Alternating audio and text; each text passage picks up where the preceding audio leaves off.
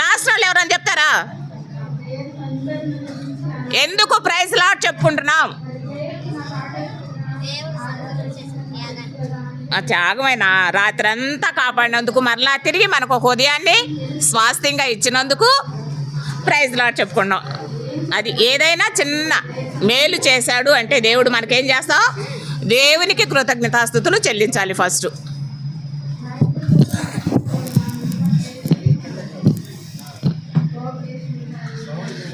ఓకేనా అమ్మా? మీరందరూ చున్నీళ్ళు ఏమైనా ఉంటే ఇలా ముసుగేసుకోండి.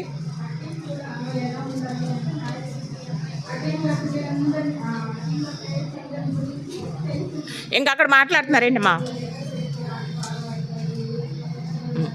నెంబర్ 1 ఏం చేయాలి?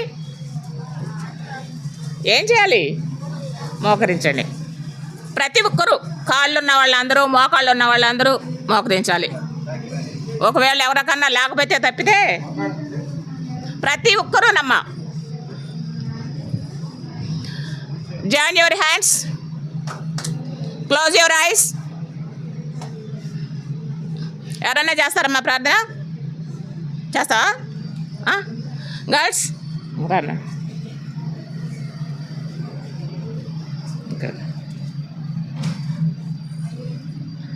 పరిశుద్ధ ప్రేమ తండ్రి, దయగల దేవ, ఇప్పటివరకు మీరు రకాల కింద భద్రపరిచిన తండ్రి మీకు స్తోత్రాలు నా ప్రభా. యేసయ్య, ఇప్పుడు జరగబోయే కార్యక్రమాలన్నింటిలో మీరు మాతో తోడుండి నడిపించండి నా ప్రభా.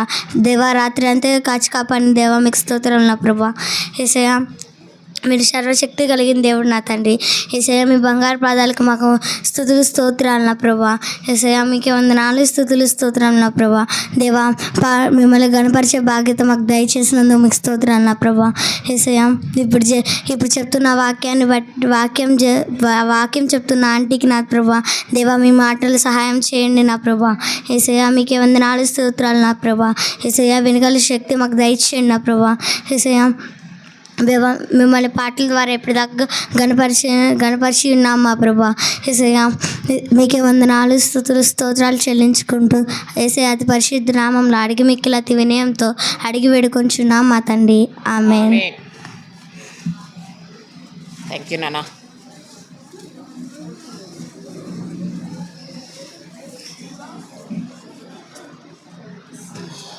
అవునమ్మా, నేను కళ్ళు మూసుకున్నామన్నా, ఎవరికి వినిపించలేదా?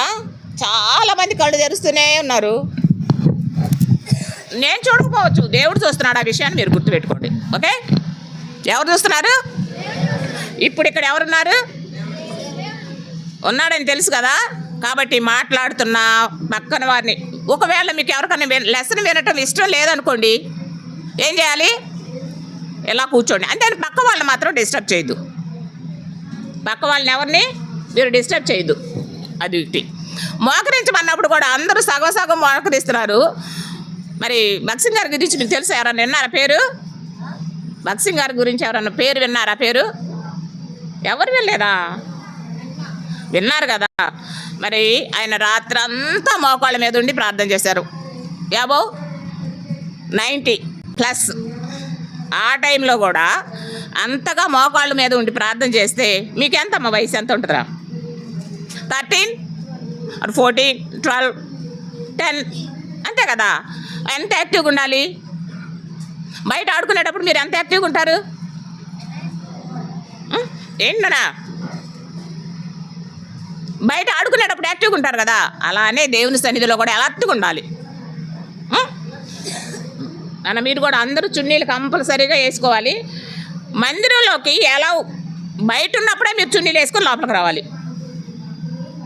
నాకు తెలీదు, నేను ఎప్పుడో మెసేజ్లు వింటూ ఉంటే జెహోషమ్మ మద్రాసులోనంట మందిరం రోడ్డు మీద నుండి మందిరానికి రావడానికి కొంచెం లోపలికి ఉంటుందంట. అంటే ఒకవేళ అక్కడి నుంచి ఈ రోడ్డు వరకు ఉంటుందేమో ఈ డిస్టెన్స్. రోడ్డు మీద నుండి కిందకు దిగటంలోనే ఇలా అందరూ ఇలా వేసేసుకునేవాళ్ళంట. ఆడపిల్లలు కానీ, పెద్దవాళ్ళు కానీ, వృద్ధులు కానీ ఎవరైనా సరే మందిరంలోకి వచ్చే ముందు, అంటే ఇక్కడ నుండి ఆ రోడ్డు దగ్గర నుంచి ఈ రోడ్డు వరకు ఈ డిస్టెన్స్లో ఇలా వేసుకొని వచ్చేవాళ్ళంట. మనం ఇప్పుడు ఎక్కడికి వచ్చి వేసుకుంటున్నాం?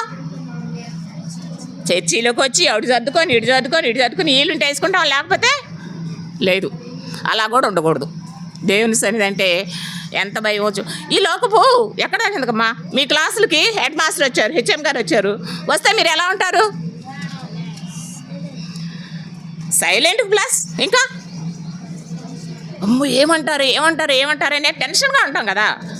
మరి అలాంటిది ఆ హెడ్ మాస్టర్కి జ్ఞానం ఇచ్చిన సర్వోన్నతుడైన దేవుడే మన మధ్య ఉంటే మనం ఎలా ఉండాలి? ఉండాలని చెప్తారు కానీ ఉండరు. అదే మన వీక్నెస్ కదా. సహజంగా బలహీనమే, ఎవరివైనా బలహీనమే కాదంటలేదు, కానీ ఆ బలహీనతను మనం జయించాలి. ఆ బలహీనం కాబట్టే మనం ఎక్కడికి వచ్చాము ఇప్పుడు? దేవుని సన్నిధికి వచ్చాం. అయ్యా నా వల్ల కాదు, నా శక్తి చాలదు, నా భక్తి చాలదు, నా జ్ఞానం చాలదు, ఏమీ లేదు, నేను నీ సన్నిధికి వచ్చాను, నన్ను మీరే నడిపించుకోండి అని చెప్పడానికే దేవుని సన్నిధికి వచ్చాం. ఓకే, అంతేకాకుండా మీరందరూ చాలా మంచివాళ్ళమ్మా. లాస్ట్ ఇయరు చాలా అల్లరి చేసేవాళ్ళు.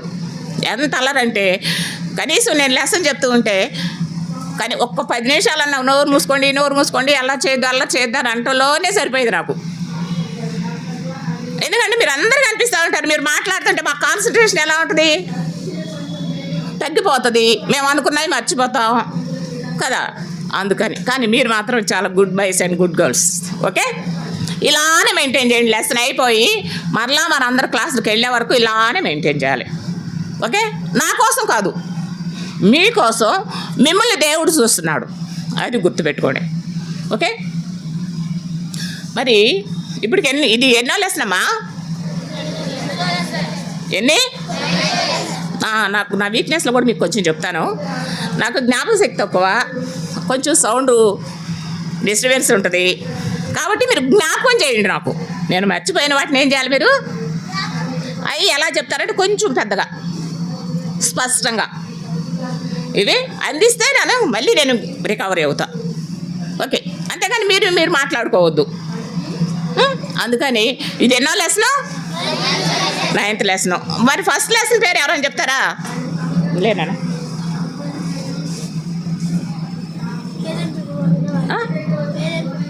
ఏంటమ్మా? ఏం ప్రేరేపణ జరిగింది అక్కడ? దేవుని ప్రేరేపణ జరిగి ఏం జరిగింది? కూర్చోండి. దేవుని ప్రేరేపించాడు. ఎవరిని ప్రేరేపించాడు? ప్రవక్తల్ని ప్రేరేపించి ఏం రాపించారు? ఫస్ట్ లెసన్ ఆంటీ చెప్పారు కదా, ఎంతమంది? దేవుని ప్రేరేపణ చేత వాక్యాన్ని మనకి పరిశుద్ధ గ్రంథంలో కొత్త నిబంధన, పాత నిబంధన అని చెప్పేసి మనకి వ్రాయించట్టు పెట్టారు. మరి అలానే సెకండ్ లెసను నిత్యమైన వాక్యం అంటే ఏంటి? నిత్యమైన అంటే ఏంటి? ఎల్లప్పుడూ ఇక ఎండింగ్ లేదు, దానికి ఏం లేదు, ఎండింగ్ పాయింట్ అంటూ లేదు. దానికోసం ఎంతోమంది శ్రమ వచ్చి వాళ్ళ ప్రాణాల సహితం క్రయం చెల్లించారు. వాళ్ళలో ఎవరైనా ఒకరున్నారా? మీకు ఎవరినేమన్నా గుర్తుందా? ఏంటమ్మా? ఓకే, నెక్స్ట్ థర్డ్ లెసన్ పేరేంటి? వెలిగించు వాక్యం. ఆ నిత్యమైన వాక్యమే అందరి హృదయాల్లోకి వెళ్ళి అందరినీ వెలిగిస్తూ ఉంటుంది. వెలిగించడం అంటే, వెలుగు అంటే ఏంటి? చీకటిని పారదోలటం. వెలుగు అంటే ఏంటి? చీకటిని తొలగించుకోవడం, అంతే. అయితే మరి ఆ లెసన్లో ఎవరిని వెలిగించారో అని మీకు ఏమన్నా గుర్తుందా? 2 పేర్లు వస్తాయి. ఎవరిని వెలిగించారు?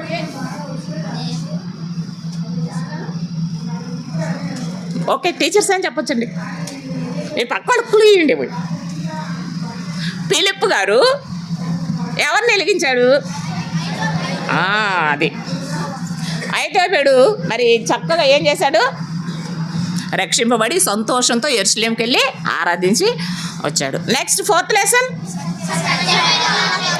సత్యమైన వాక్యం. మరి అది ఎలా తెలిసింది? సత్యమైన వాక్యం వెలిగించే వాక్యం అని ఐతోపేను గారిని వెలిగించారు. సత్యమైన వాక్యం అని మీకు ఎలా తెలిసింది? మీకు కాదు, సారీ, లెసన్లో ఎవరు సత్యమైన వాక్యం అని గుర్తుపెట్టుకున్నారు? ఏం లేదా? ఇది దేవుని వాక్యము సత్యమైనది అని ఎలా? నేను ఒక చెడ్డ రాజుల గురించి చెప్తా. 2 రాజులు ఉన్నారు. అది ఆహాబు, ఇంకొక రాజు ఎవరినానా? నాకు చెప్పాను కదా ఇందాకే, నాకు కొంచెం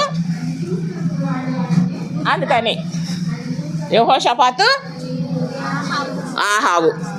నెక్స్ట్ లెసన్ ఎన్నో లెసన్ అది? 5th lesson. 5th లెసన్ పేరేంటి? ఎవరు స్తుతించారు? ఎవరిని అనలా, ఎవరు స్తుతించారు అని అడిగాను. ఎవరు ఎవరినానా? దానియేలా.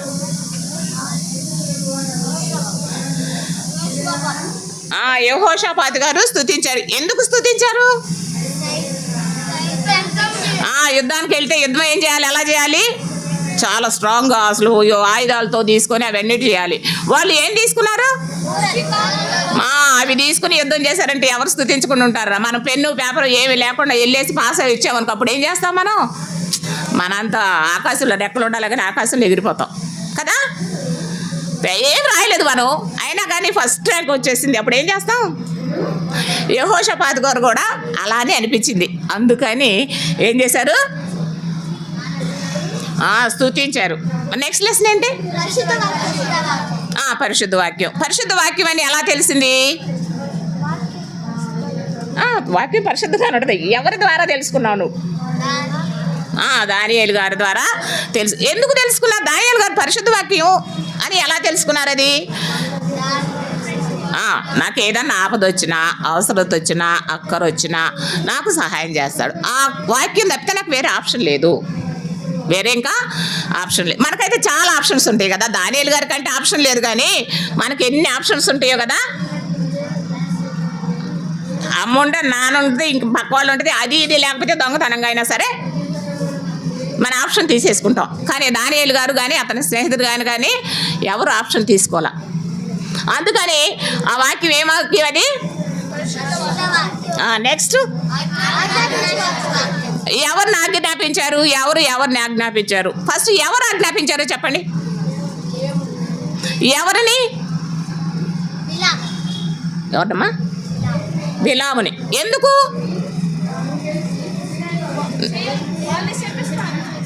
ఎవరిని? నానా ఇశ్రాయేలుని శపించమని బాలాకు ఆజ్ఞాపించి కొంతమంది మనుషులను పంపిస్తే ఫస్ట్ సారి చెప్పాడు వెళ్ళొద్దు అని. వద్దు, వాళ్ళు ఎవరు? నేను కోరుకున్న ప్రజలు, నేను ఆశీర్వదించిన వారు, కాబట్టి నువ్వు శపించడానికి వెళ్ళొద్దంటే ఇక్కడ ఏం కనిపిస్తుందంటే బంగారం, వెండి, కోరికలు ఇవన్నీ కూడా ఈ సైజు పెరుగుతూ ఉన్నాయి. ఫస్ట్ ఇంతే వచ్చింది, ఇంత వచ్చినాయి బయట చూస్తే చాలా. అందుకని 2వ రోజు కూడా వెళ్ళేసి అడిగితే అప్పుడు ఏమంటా, ఎందుకు వెళ్ళాడు 2వ రోజు దేవుని దగ్గరికి? వెళ్ళటానికి. అంటే లోపల వేటి మీద ఆశ ఉంది? ఈ సైజు పెరిగిపోయింది కదా, మూట పెద్దదైంది. అందుకని 2వసారి కూడా వెళ్ళాడు. సరే నీ ఇష్టం పో అని చెప్పేసి వెళ్ళొద్దని చెప్పినా కానీ వెళ్ళినందుకు శిక్ష ఏంటి? వెళ్ళినందుకు శిక్ష ఏమైందమ్మా? వెళ్ళి తెచ్చుకున్నాడా బంగారం? బాలాకి ఇచ్చిన ఏమన్నా తెచ్చుకున్నాడా? మరి మీరెన్నిసార్లు దేవుడు ఆజ్ఞాపించిన ఆజ్ఞలను వినకుండా ఎన్నిసార్లు నష్టాన్ని కొని తెచ్చుకున్నారు? మీరు ఎవరికైనా గుర్తున్నాయా? మనం చేసే ఎన్ని అయ్యాయి కాబట్టి వాటిలో స్పెషల్ ఏముంటుంది మనకి. నేను కూడా అంతేనా, మీరే కాదు. దేవుడు ఏదైతే చెప్తామో అది కంపల్సరీగా చెయ్యం. ఎందుకంటే మనకి మన ఇష్టం జరగాలి, మన ఇష్టం జరగాలి కానీ దేవుని చిత్తంగా జరగాల్సింది. అందుకని మనం ఏం చేస్తాం? మన చిత్తాన్ని జరిగించుకుంటాం. అందుకే మనం ఎక్కడికి వెళ్తామంటే నిత్య నరకానికి వెళ్తాం. మనం ఎక్కడికి వెళ్తాం? ఎందుకు వెళ్తున్నాము? ఇంకొకసారి చెప్పండి. మన ఇష్టాన్ని అంటే ఆజ్ఞాపించే వాక్యాన్ని మనం ఏం చేయట్లేదు, పాటించట్లా. మనం ఆజ్ఞాపించే వాక్యాన్ని ఏం చేయట్లేదు, పాటించట్లా. నెక్స్ట్ లెసన్ ఏంటి? ఇది అందరికీ గుర్తుండాలి, ఎందుకంటే జస్ట్ లేటెస్ట్ కదా, నిన్నే కదా చెప్పింది. అంటే ఇప్పుడు వరకు దగ్గర 7 లెసన్స్ వరకు వాక్యం ఏంటి అనే దాని గురించి తెలుసుకున్నాం. నిన్నటి లెసన్లు ఏమి నేర్చుకున్నాం? ఆ వాక్యమే. ఏ వాక్యం? ఇంకా ఏ వాక్యం? ఇంకా ఇంకా ఇంకా ఇంకా ఇంకా 7 రావాలి. ఈ వాక్యాలన్నీ టోటల్గా ఎవరిలో ఇమిడీకృతం అయినాయి? యేసుక్రీస్తు ప్రభువులో ఇమిడీకృతం అయినాయి కదా. అన్నీ ఎలా ఉండేసి టోటల్గా ఆకారం ఎవరిది? యేసుక్రీస్తు ప్రభు వారిది. కానీ టోటల్గా మన ఆకారం చూస్తే మనలో ఏముంటాయి? అబద్ధం, మోసం, ఇక అసలు చెప్పలేం. కొట్టుకోవడం, ఇక్కడ లెసన్ చెప్తుంటే టీచర్ గారు ఏది చెప్తే అది వినకపోవడం, అవన్నీ కలిపితే మనం కదా. అదే యేసుక్రీస్తు ప్రభు వారిలో ఏమున్నాయి? ఫస్ట్ లెసన్ దగ్గర నుంచి 7th లెసన్ వరకు కూడా ఆ లక్షణాలన్నీ ఎవరిలో ఉన్నాయమ్మా? యేసుక్రీస్తు ప్రభు వారిలో ఉన్నాయి. అయితే యేసుక్రీస్తు ప్రభు వారి గురించి నేను ఏమన్నా నేర్చుకున్నారు? ఏమన్నా 2-3 మాటల్లో చెప్పగలరా? యేసుక్రీస్తు ప్రభు వారు మన కొరకు ఏం చేశారు సార్ చెప్పండి? త్యాగం. ఎందుకు? అవును, మన పాపం చేసాము. మనం పాపం చేస్తే మనం ఆయన మన కొరకు ప్రాణం పెట్టాడు. ఎందుకు? ఏంటో మనం ఓకే మనం ఆయన బిడ్డలం కాబట్టి. ఆయన బిడ్డలం అయితే ఇప్పుడు మన అమ్మ నాన్నకు మనం ఉన్నాం. మనం వాళ్ళు చెప్పిన మాటల్లో మనం వింటున్నావా? వింటలా. అంతే కదా. అంతే కూడా యేసుక్రీస్తు ప్రభు వారు కూడా ఊడుకోవచ్చు కదా. తన ప్రాణాన్ని ఎందుకు పెట్టాలి? పాపంలోనే ఉండిపోకూడదు. ఇంకా వెరీ గుడ్. ఎక్కడికి వెళ్ళకూడదని? నరకానికి వెళ్ళకూడదని. అందుకని ఆయన మన కోసం ఏం చేశారు? ప్రాణం పెట్టారు. ప్రాణం పెట్టిన తర్వాత మళ్ళీ తర్వాత ఏమైపోయింది? ఎన్ని దినాలు ఉన్నారు? ఓకే, తిరిగి లేచారు. లేచిన తర్వాత వెళ్తా మనకి కానీ అక్కడ ఉన్న 11 మంది శిష్యులకు కానీ ఏమైనా చెప్పలేరా? ఏం చెప్పలేదా? చెప్పారు. అయితే ఈరోజు చెప్తాను నేను అదేంటో. ఆయన ఏం చెప్పారు? శిష్యులకి వెళ్తా ఆయన ఏం చెప్పారు? తర్వాత ఆయన చెప్పిన మాట వింటే మనం ఎక్కడ ఉంటాం? ఓకే, మరి అంతేకాకుండా మన జీవితం మనకి ఆయన చెప్పిన మాట వింటే మనం ఎక్కడ ఉంటాము? ఆయన ఇచ్చే మనకు బహుమానం ఏంటి? ఇవన్నీ గురించి మనం నేర్చుకుందాం ఈరోజు వాక్యం పేరేంటయ్యా అంటే, ఎవరన్నా బుక్స్ ఉన్నాయా మీ దగ్గర? బుక్స్ లేవా? ఏనా మీకెలా తెలుసురా? మీకెలా తెలుసు? కంఠవాక్యం పేపర్ ఇచ్చారా? చాలా అలర్టుకున్నారు నాన్న. ఈ దిన వాక్యం ఏంటి? లెసన్ పేరేంటమ్మా? వాక్యం అంటే ఎవరు అనుకున్నావు? యేసుక్రీస్తు ప్రభు వారు. యేసుక్రీస్తు అని సింగిల్ వర్డ్ ఉపయోగించకండి నాన్న, ఫ్లోరల్ వర్డ్ ఉపయోగించకండి. గారు అని చెప్పేసి, లేకపోతే రూ అని ఉపయోగించండి. సింగిల్ వర్డ్ ఏంటో నీ ఫ్రెండ్ నా ఫ్రెండ్ అయినట్టు అలా ఉపయోగిస్తే అలా. యేసుక్రీస్తు ప్రభు వారు ఆ వాక్యం. కాబట్టి ఇప్పుడు వాక్యం మనలోకి వస్తుందా? వాక్యం మనలోకి వస్తుందా? ఎప్పుడు వస్తుంది? కాదు, పరిశుద్ధంగా జీవించకపోయినా వాక్యం మనకు వస్తుంది. ఎలా వస్తుంది అంటే వింటే వస్తుంది. వింటే ఏమొస్తుంది? మనలోకి వచ్చి నివాసం చేస్తుంది. అలా నివాసం చేయటం వల్ల ఇప్పుడు వాక్యం అంటే ఇందాక ఎవరని చెప్పుకున్నా? యేసుక్రీస్తు ప్రభువారు అని చెప్పుకున్నాం కదా. ఇప్పుడు ఆయన మనలోకి వస్తే ఆయన ఎవరు? ఇందాక చెప్పించుకున్నాం. ఆయన ఎవరు? వెలిగించి వాక్యం అని చెప్పుకున్నాం కదా. ఇప్పుడు ఆయన మన హృదయంలోకి వచ్చారనుకో, అప్పుడు మనం ఎలా ఉంటాం? వెలుగుతో నింపబడి అందరికీ వెలిగిస్తూ ఉంటాం. మనం మాత్రం వెలగటం కాదు, అందరికీ వెలిగిస్తూ ఉంటాం. ఆ వెలిగించటం వల్ల అప్పుడు ఆ వెలుగులో ఏమేం కనిపిస్తాయి? మనకి ఏం కనిపిస్తాయి నాన్న? మనం చేసిన ప్రతి అవిధేయత, ప్రతి బలహీనత, ప్రతి దొంగతనాలు, ప్రతి అబద్ధాలు, ప్రతి మోసాలు, ప్రతి అసూయ, ఏమైనా సరే మనకేం చేస్తాయి? వెలుగులోనే కనిపిస్తాయి. చీకటికుంటే కనిపించదు. అది మాత్రం మీరు గుర్తుపెట్టుకోండి. వెలుగులోనే కనిపిస్తుంది, చీకటిలో ఏమీ కనిపించదు. కాబట్టి ఇప్పుడు మీరు అందరూ ఇప్పుడు 8 లెసన్స్ చెప్పారు. 8 లెసన్స్తో ప్రతి ఒక్కరు అందరూ ఇలా ఎత్తేసిన తర్వాత ఎంతమంది వెలిగింపబడ్డామని కాన్ఫిడెన్స్తో ఉన్నారు? కాన్ఫిడెన్స్ మరి ఆ చేయెత్తిన ప్రతిసారి మీరు ఎవరు అబద్ధం ఆడలేదా? వెనకాళ్ళు కూడా నేను చాలాసార్లు చెప్పాను అక్కడ కూర్చొని, చేయెత్తండి ఎత్తిన వాళ్ళకే నువ్వు కన్ఫామా అని చెప్పేసి అడిగాను. అయినా ఇప్పుడు నేను చెప్తూ ఉంటే మాట్లాడుతున్నారు. అంటే ఇది మీరు యేసుని మీ సొంత రక్షకుడిగా అంగీకరించి వెలుగులో జీవిస్తున్నారా? అది కరెక్టేనా? మరి ఇంకా మన పాపాలు మనకు ఎలా కనిపిస్తాయి? దేవుని వాక్యం వింటే అప్పుడు వెలిగించి ఆ వెలుగులో ఏం కనిపిస్తాయి? మనం చేస్తున్న ప్రతి చిన్న మిస్టేక్ కూడా, ఒకవేళ నేను ఎవరిని తిట్టలేదు కొట్టలేదు అనుకోవచ్చు, కానీ లోపల ఏంటో ఒకళ్ళ మీద బాగా అసూయ ఉంటుంది, అది కూడా. లేకపోతే ఎవరికి తెలియకుండా అబ్బా ఈమెంటో ఇలా పద్దాక నస పెడుతుంది అని చెప్పేసి అనుకున్నా కూడా పాపమే కదా కదా. కాబట్టి ఒక చోట ఉంటుందమ్మా, నాతోనే దేవుడు స్పష్టంగా మాట్లాడాడు. నాకు కొంచెం పెద్దగానే ధైర్యం ఉండదు. ఏమైనా కోపం ఎవరన్నా నాకు హాని చేశారనుకో, హాని అంటే పెద్ద హాని ఏం కాదు, కొంచెం చేస్తే వాళ్ళ గురించి పెద్ద వీళ్ళు ఏదో సిన్సియర్గా ఉన్నట్లు వీళ్ళేంటోనబ్బా అని కొంత వ్యసనపడే అవకాశం ఉంటుంది నాకు. మరి మీ అంతా నేను అంటలేదమ్మా, నాకు అలా ఉంటుంది. కాబట్టి ఒక దిన నాతో మాట్లాడేది ఏంటంటే, ఒక సంవత్సరం వాగ్దానం, నీ హృదయ వాంఛలను తీరుస్తానని వాగ్దానం ఇచ్చాడు. నా హృదయ వాంఛలు ఆయన తీర్చాలంటే నేనేం చేయాలంటే, చెడ్డవారిని చూసి వ్యసన పడకము, దుష్కార్యములు చేయవారిని చూసి మత్సర పడకము. అది నాకు ఇచ్చిన వాగ్దానం. ఆ రోజు నుంచి వస్తుంది, నాకు రాదు అంటలా. వచ్చినప్పుడు వెంటనే దేవుని వాక్యం జ్ఞాపకం చేసుకుని ఏం చేస్తాను, శుద్ధీకరించబడతా.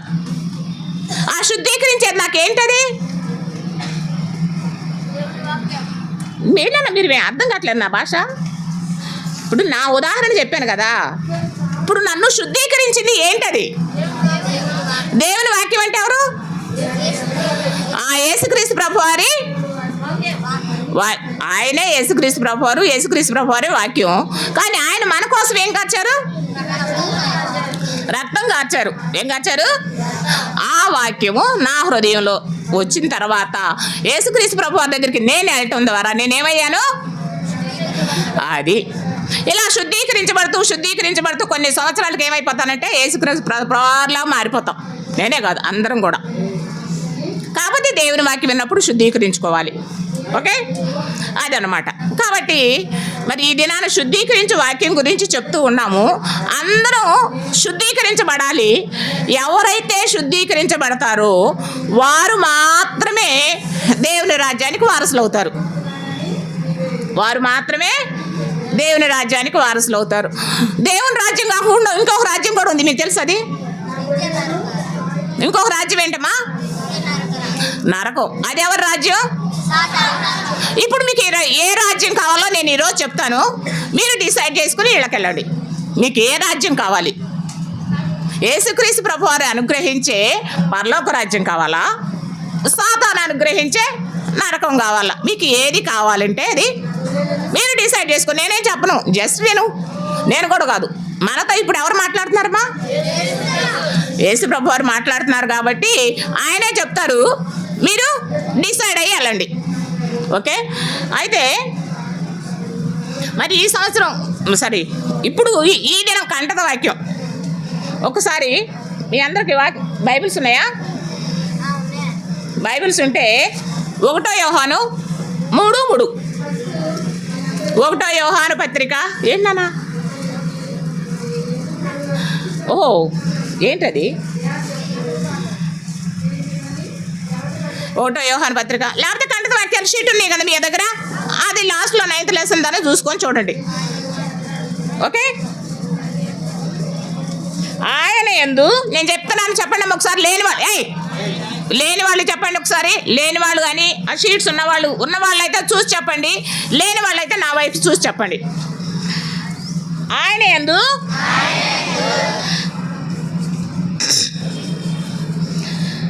ఈ నిరీక్షణ. ఇప్పుడు నేను ఇక్కడ ఈ నిరీక్షణ అంటే ఏంటి మీరు చెప్పండి. ఇప్పుడు దాకా నేను చాలా చెప్పాను. ఇక్కడ ఈ నిరీక్షణ అని ఉంది, బైబిల్లోనే ఈ నిరీక్షణ అని ఉంది. ఈ నిరీక్షణ అంటే ఏ నిరీక్షణ? ఈ నిరీక్షణ అంటే ఏ నిరీక్షణ? దేవుని అందే. ఇప్పుడు దేవుని అందు నిరీక్షణే అంటే పరలోక రాజ్యం గురించి నిరీక్షణ. అంటే మనం పరలోక రాజ్యానికి వెళ్తాము అనే నిరీక్షణ. ఈ నిరీక్షణ అంటే నిరీక్షణ పరలోక రాజ్యానికి మేము వెళ్తామనే నిరీక్షణ కలిగి ఉంటే అదనమాట ఈ నిరీక్షణ. ఈ నిరీక్షణ పెట్టుకొనిన ప్రతి వాడును ఏ నిరీక్షణ పెట్టుకున్నారమ్మా? ఏ నిరీక్షణ పెట్టుకున్నారు? మీకు ఇప్పుడు వరకు ఏ నిరీక్షణ ఉంది? ఇప్పుడు 2 సార్లు చెప్పాను, 2 సార్లు ఇందా కూడా సారి, ఇప్పుడు సారి, 3వ సారి. మీకు ఏ నిరీక్షణ ఉంది? 2 ఆప్షన్స్, ఒకటి పరలోక రాజ్యం, ఒకటి నరకం ఉంది. మరి ఇప్పుడు ఈ రెండిట్లో మీకు ఏ నిరీక్షణ ఉంది? ఎక్కడికి వెళ్తామని నిరీక్షణ ఉంది? మరి అది చెప్పడానికి ఎందుకు ఇంత? ఈ నిరీక్షణ పెట్టుకొని ప్రతి వారికి, నేను జనరల్గా చెప్పేస్తున్నాను, వారికి ఏముంటుంది? వారిని వారు ఏం చేస్తారంట? ప్రతి వాడును ఆయన పవిత్రుడై ఉన్న ప్రకారము. ఆయన అంటే ఎవరు? యేసుక్రీస్తు ప్రభు వారు పవిత్రుడై ఉన్న ప్రకారము మనల్ని మనం కూడా ఏం చేస్తాము? పవిత్రం చేసుకుంటాము. ఆయన ఎప్పుడు మనలో ఉంటే, లేకపోతే లేదు. ఏమా?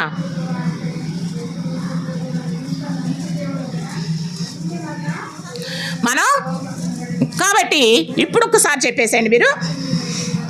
ఆయన యందు ఈ నిరీక్షణ పెట్టుకొనిన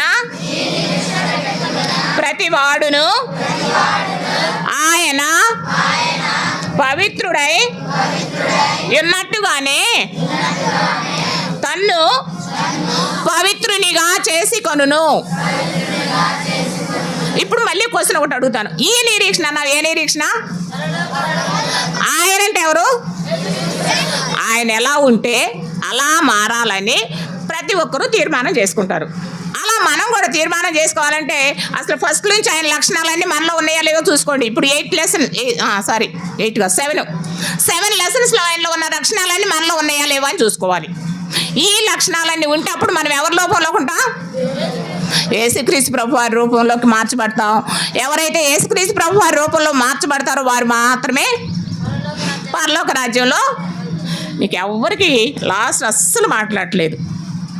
నా భాష లాంగ్వేజ్ అర్థమవుతుందో లేదో మీకు తెలియదు, కానీ కొంచెం కాన్సన్ట్రేషన్ పెట్టండి అమ్మా. ఇది ఇంత చేసి ఇప్పుడు పిల్లలందరూ కూడా అందరూ ఊర్లో వెళ్ళిపోయారు మీకు సెలవులు ఇవ్వటం. మీరు మాత్రం ఇక్కడికి ఎందుకు వచ్చారు? దేని కోసం వచ్చారు? వచ్చి ఊరికి వెళ్ళిపోతారా? మరి ఏదో ఒకటి పొందుకొని వెళ్ళాలి కదా మనం. అదే పరలోక రాజ్యాన్ని పొందుకొని వెళ్తే ఎలా ఉంటుంది? చాలా బాగుంటుంది కదా. మరి అలాంటప్పుడు ఎంత అలర్ట్గా ఉండాలి? దేవుడు ఉన్నాడు, దేవుడు చూస్తున్నాడని చెప్పుకున్నాం ఇందాకే. అది నేర్చుకోండి ఫస్ట్ మీరు. ఓకే, ముందు వినండి, తర్వాత వేరే విషయం అది మీకు. ఓకే, ఫస్ట్ ఏం చేయాలి? మీరు వినటం నేర్చుకోండి. దేవుడు కార్యం చేస్తాడు. ఎవరైతే వింటారో వారు మాత్రం ఆన్సర్ చేయగలుగుతారు, విన్నోళ్ళు చేయరు. కాబట్టి ఈ నిరీక్షణ మనం కలిగి ఉన్నప్పుడు మనం కూడా ఎలా మారుతాము? యేసుక్రీస్తు ప్రభు వారు ఏ విధంగా పవిత్రులై ఉన్నారో మనం కూడా అదే రీతిలో పవిత్రులమై ఉంటాము. అలా పవిత్రులమైన మనము ఎలా అసలు అక్కడికి వెళ్ళాలంటే ఎలా? ఓకే, పరలోక రాజ్యం ఉందని చెప్పుకున్నాం. అసలు పరలోక రాజ్యం ఉందని మీకు ఎలా తెలుసు? మీకు కాదు, నాకు కూడా. ఎలా తెలుసు పరలోక రాజ్యం ఉందని? బైబిల్ ఉంది. Okay, very good. ఇంకా బైబిల్లో ఎవరెవరు చెప్పారు ఏమన్నా తెలుసా? పరలోక రాజ్యం ఉంది, అది ఖచ్చితం. దాని గురించి ఎవరైనా ఏమైనా చెప్పారు? బైబిల్లో చెప్పింది. మనం ఇప్పుడు చెప్పుకునే బైబిల్లో, కాకపోతే బైబిల్లో ఎవరెవరు చెప్పారు? ఎవరెవరు చెప్పారమ్మా? దేవుడు అంటే ఎవరు? యేసుక్రీస్తు ప్రభు వారే చెప్పారు. ఏమని? పరలోక రాజ్యం ఉంది, నేను మళ్ళీ వస్తాను మీకు దగ్గరికి. ఎవరు? శుద్ధీకరించబడిన వారు మాత్రమే. అది మాత్రం మీరు గుర్తుపెట్టుకోండమ్మా. ఎవరైతే శుద్ధీకరించబడి ఆయన స్వరూపంలోకి ఆయన వలె పవిత్రులుగా ఉంటారో వారిని మాత్రమే ఆయన తీసుకెళ్ళడానికి మళ్ళా త్వరలో రానయ్యున్నాడు అని ఎవరు చెప్పారు అన్నమాట? యేసుక్రీస్తు ప్రభువారు తన శిష్యులతో చెప్తాడు. మరి ఆయన చనిపోయి చెప్పినప్పుడు, ఆయన చనిపోతాను, నేను 3వ దినం చనిపోతాను, అందరు నన్ను కొడతారు, మరి ముండ్ల కిరీటం పెడతారు, ఇవన్నీ చెప్పినప్పుడు వాళ్ళకి శిష్యులు అందరూ ఏమైపోయారు? కలవరపడిపోయారు. ఏమయ్యారమ్మా? కలవరపడిపోవటం వల్ల ఏమైందంటే వాళ్ళు మరి భయం కదా, వారి గురువు చనిపోతే వాళ్ళ పరిస్థితి ఏంటి? నెక్స్ట్ వాళ్ళు కూడా అలా చేస్తారు కదా. అందుకే కదా పేతురు గారు 2 సార్లు అబద్ధం ఆడారు. మీకు ఏమైనా ఐడియా ఉందా? 3 సార్లు అబద్ధం ఆడి ఎందుకు ఆడారు? తను కూడా ఎక్కడ మరీ ఘోరం. అక్కడ ఒక మాట రాయబడి, చిన్న పిల్లంట, ఆ చిన్నపిల్ల కూడా భయపడ్డాడు. పేదరు గారు ఎంత అయినప్పటికీ సరే 40-45 వేసుకోండి ఏజ్, 40-45 వయసున్న ఆయన ఎవరికి భయపడ్డారు? ఎందుకు భయపడ్డారు? తన గురువు గారిని సిలువ వేయడానికి తీసుకెళ్ళిపోయారు, కొడటానికి.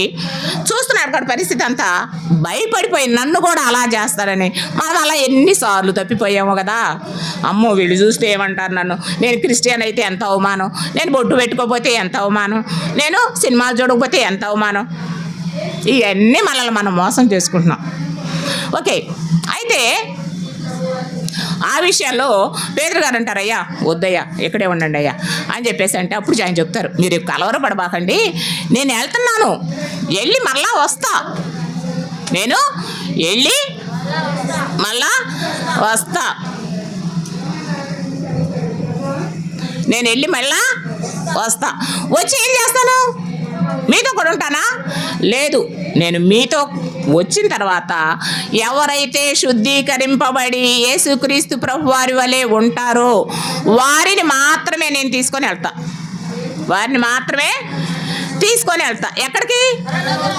అక్కడ పరలోక రాజ్యం గురించి ఏ లెసన్లోనో కొంచెం ఇంట్రడక్షన్ ఇచ్చారు నాన్న, బంగారు వీధులు ఉంటాయని. ఏమైనా ఐడియా ఉందా? ఏదో లెసన్లో ఒక ఇంట్రడక్షన్ ఇచ్చారు, నాకు గుర్తులేదు. దానియేలు గారు దానిలోనా ఏమో ఐడియా లేదు. అయితే బంగారు వీధులు, ముత్యాలు గుమ్మాలు ఇవన్నీ ఉంటాయి, అక్కడికి మనల్ని తీసుకొని వెళ్తాడు. సరే, యేసుక్రీస్తు ప్రభువారు ఒక మాట చెప్పారు.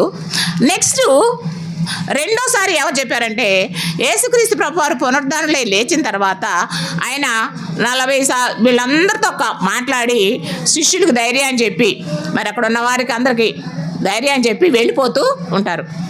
వెళ్ళిపోతూ వారికి ఏమి ఇచ్చాడంటే పరిశుద్ధాత్మ దేవుని వారికి తోడుగా ఉంచేళ్ళు. వాళ్ళు భయపడుతున్నారు కదా, వాళ్ళు ఏం చేస్తున్నారు? ఏమ్మా వాళ్ళే వైట్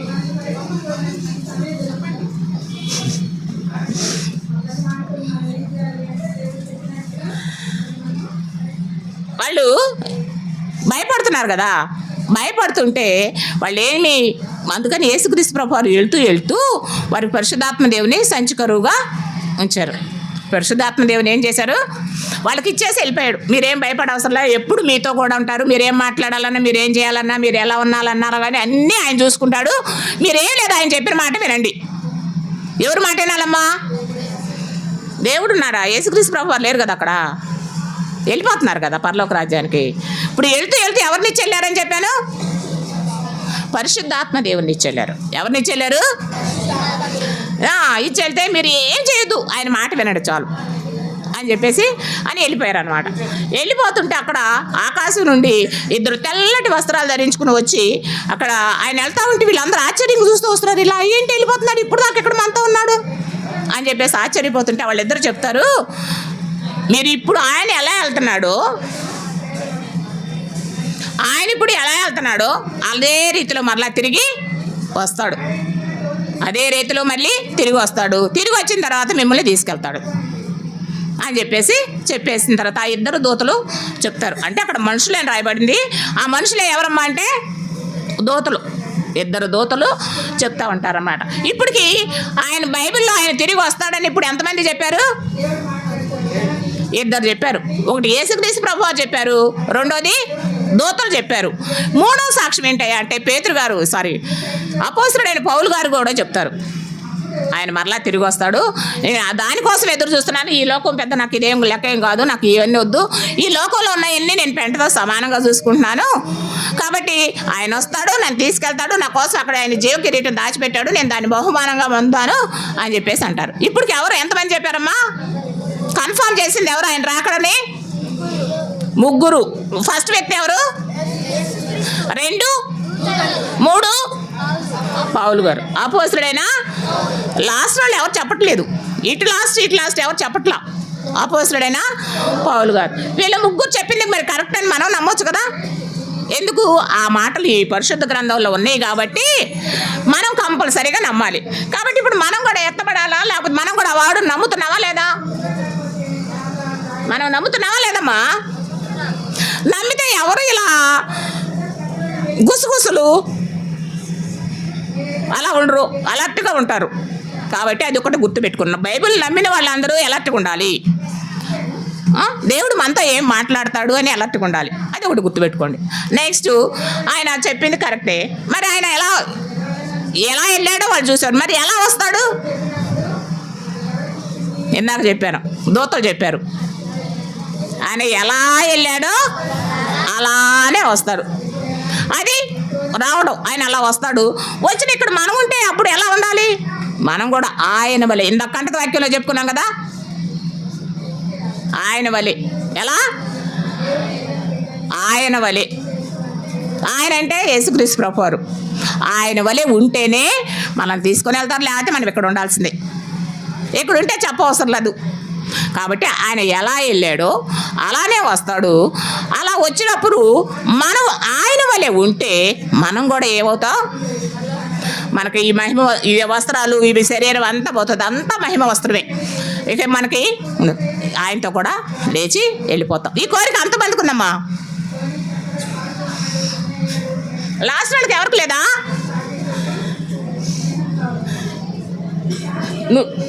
వైట్ షర్టు హ్యాండ్స్ ఎత్తిన ఆయన చూడ లేమ్మా. నీ ముందు అవుతాను, లేవు. నువ్వులే. ఇప్పుడు చెయ్యేందుకు ఎత్తావు? పరలోకానికి వెళ్ళడానికి ఎత్తావా? మరి ఎలా ఉండాలని చెప్పి నేర్చుకున్నావు? మంచిగా ఉండాలా? మంచిగా అంటే ఒక చిన్న ఉదాహరణ చెప్పు. నాకు కొంచెం చెప్పాను కదా, నాకు జ్ఞాపక శక్తి ఎక్కువని. యేసుక్రీస్తు ప్రభువారు వలె, కంటక వాక్యంలో కూడా చెప్పారు, తన్ను వలె, ఆయన వలె మనం ఉండాలి. ఓకే, కూర్చో. చేతులు ఎత్తడం కదమ్మా, కొంచెం క్వశ్చన్ వినండి. పక్క వాళ్ళు ఎత్తితే పక్క వాళ్ళు నరకానికి వెళ్తాం, మనకి వెళ్ళడానికి ఇష్టపడతామా? కాబట్టి పక్క వాళ్ళ మీద బేస్ అవ్వద్దు మీరు. కాబట్టి ఎవరైతే తన్ను వలె ఉంటారో ఆ వాళ్ళని తీసుకొని వెళ్ళిపోతాడు. ఓకే, ఆయన వస్తాడో అన్న దానికి గుర్తులేంటో చెప్పుకున్నాం. ఆయన ఎలా వస్తాడో చెప్పుకున్నాం. ఆయన ఎప్పుడు వస్తాడో తెలుసా మీకు? ఇంకెవరికైనా తెలుసా? ఇంకెవరికి తెలియదు, నాకు తెలీదు. మరి ఎలా? ఆయన వెళ్తూ శిష్యులకు కొన్ని మాటలు చెప్పి వెళ్ళారు. ఏమని చెప్పారంటే, నేను వచ్చేటప్పుడు అయ్యా మీరు వెళ్ళిపోతానంటున్నారు, మళ్ళీ వస్తానంటున్నారు కదా, మరి నేనేం చేయాలి? మరి మీరు వస్తున్నారు అంటే మేమేం ఎలా తెలుసుకోవాలి?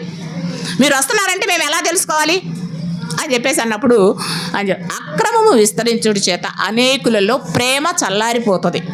ఏమవుతుందమ్మా? ప్రేమ అస్సలు ఉండదు. ఇప్పుడు నిజంగా మీకు ప్రేమ ఉంటే, దేవుని మీద నిజంగా మీకు ప్రేమ ఉంటే ఎంత ఇర్రెగ్యులర్గా ఉండరు. రైట్, ఇప్పుడు చెప్పేది మీకే. ఎవరైతే అక్రమము ఆ ప్రేమ కలిగి ఉన్నవారు ఎవరైతే ఉంటే ఇలా ఇర్రెగ్యులర్గా ఉండరు. ఒకటి అర్థమైందా? అది ఒకటి. నెక్స్ట్, అక్కడక్కడ కరువులు వస్తాయి.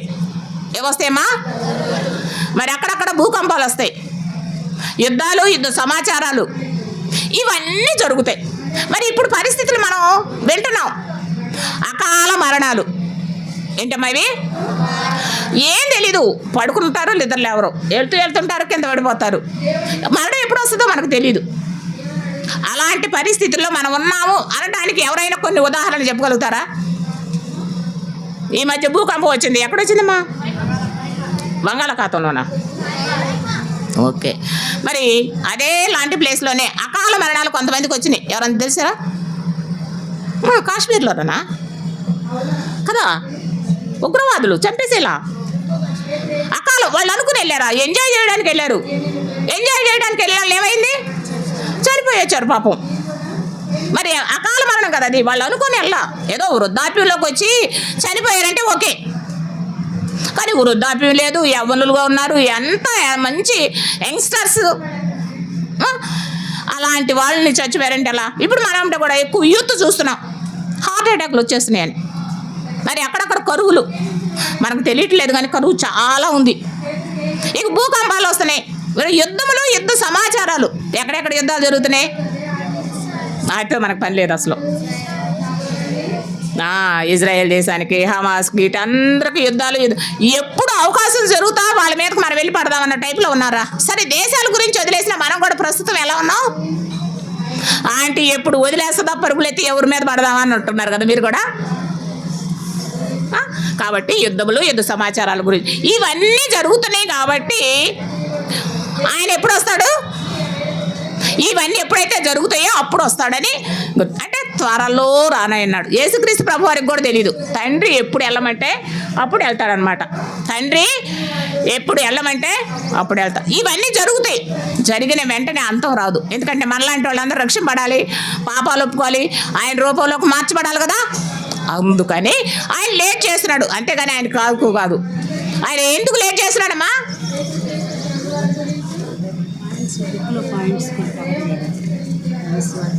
అది ఇంకా కావాలి, ఇక్కడ వరకు వచ్చా అర్థమైందమ్మా. కాబట్టి ఈ యుద్ధ సమాచారాలు అన్నీ జరుగుతున్నాయి కాబట్టి మనం అలర్ట్గా ఉండాలి. ఆయన ఎప్పుడు వస్తాడో. ఇప్పుడు నేను ఎలా ఉన్నానమ్మా, ఇలా కూర్చొని ఎలానే చనిపోయానుకో, నేను రక్షింపబడి ఆయన స్వరూపంలోకి మార్చబడితే నేనేమవుతాను?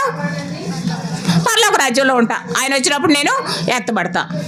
అది అందుకని ఎప్పుడు ఆయన వస్తాడో తెలియదు కాబట్టి మనం తర్వాత ఆయన ఎప్పుడు వస్తాడో చూసాము. ఆయన వచ్చేదానికి బైబిల్ ఏం చెప్తుందో చదివాము. ఆయన వచ్చేటప్పుడు ఎలా ఉంటుందో చూసాము. నెక్స్ట్ ఈ 3 క్వశ్చన్స్ ఓకే మీకు అయిపోయినాయి.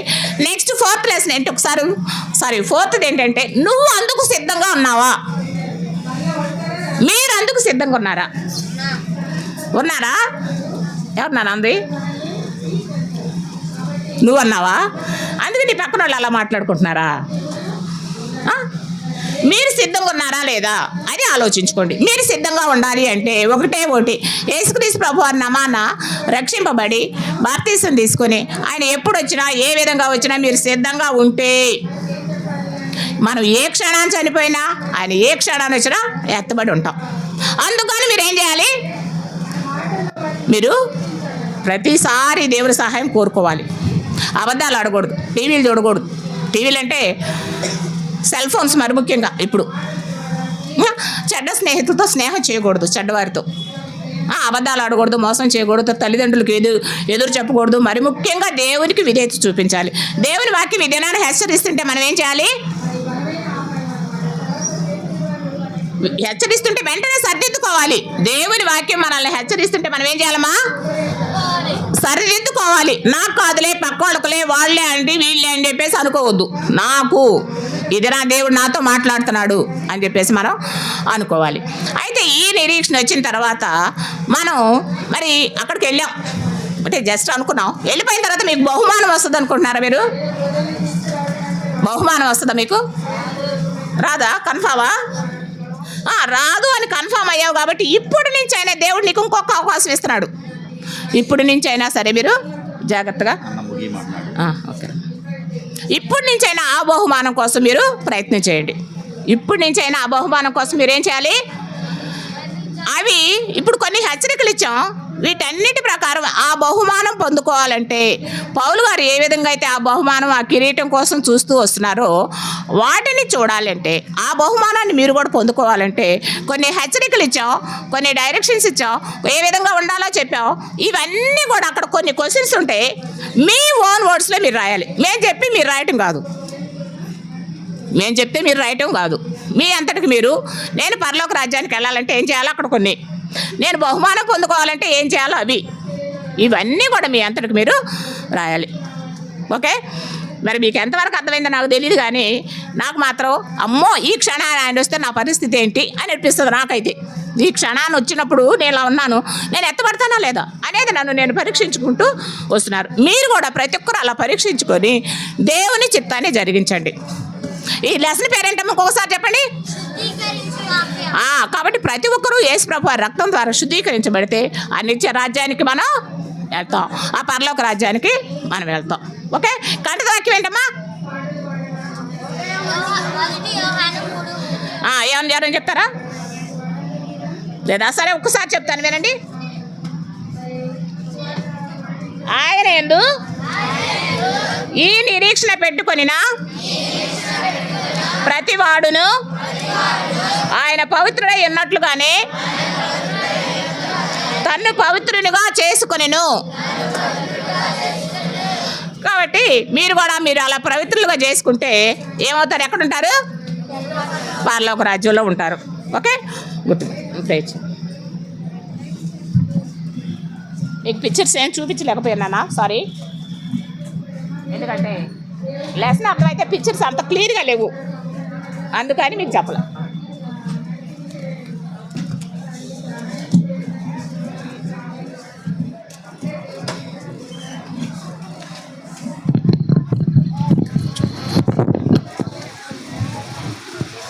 ప్రార్థన చేసుకుందాము. పిల్లలు మోకరించండి.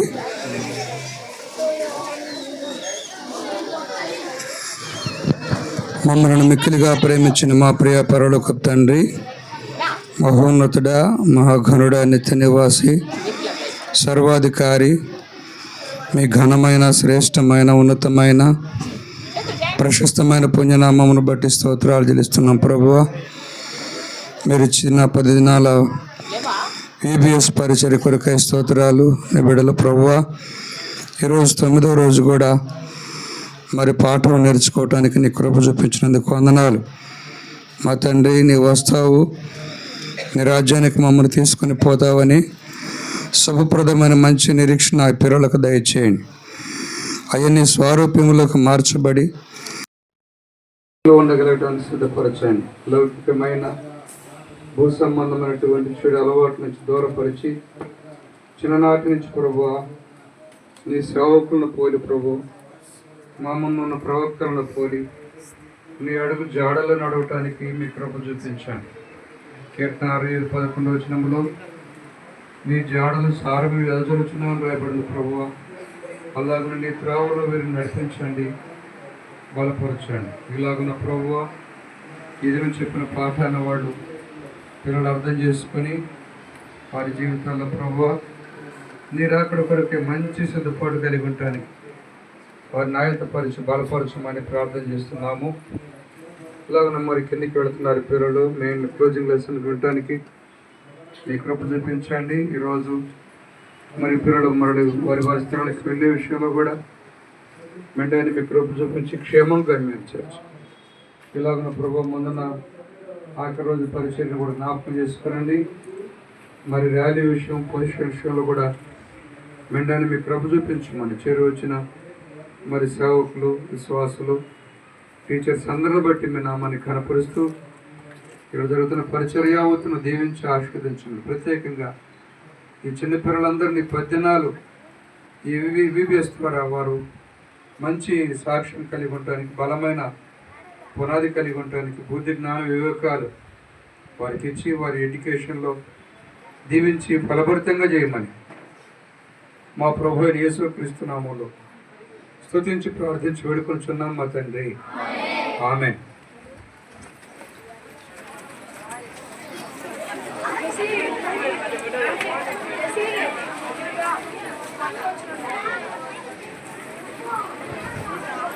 ఆ